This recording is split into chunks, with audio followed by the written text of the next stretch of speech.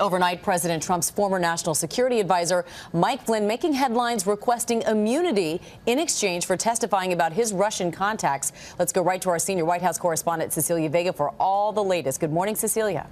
Amy, good morning to you. This White House is frustrated by these Russia stories. They have tried to make them go away, but here we are, another day, another headline about Russia. This one, Michael Flynn's lawyer says he has a story to tell, and he wants to tell it. President Trump's former national security advisor, General Michael Flynn, this morning is back in the spotlight. Fired by the president last month for not fully disclosing his contacts with Russia, now Flynn has offered to testify before at least one congressional committee investigating Russia's role in the election in exchange for immunity.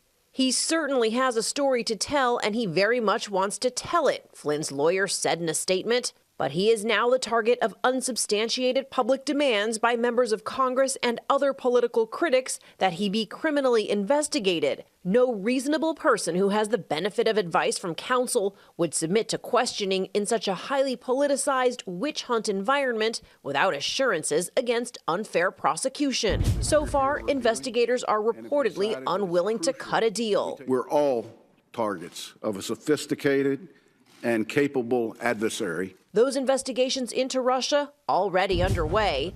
In the Senate, a public hearing on the topic, lawmakers from both sides of the aisle in agreement. This is not fake news.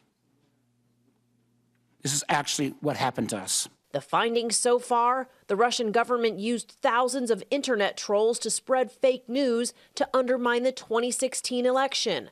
Officials say the attack is unprecedented and ongoing. Aren't we in the midst of a blitzkrieg, for lack of a better term, of informational warfare conducted by Russian trolls under the command of Vladimir Putin, designed to sow instability, pit us against each other as Americans? The White House denying any connection. And Russian President Vladimir Putin speaking out, too.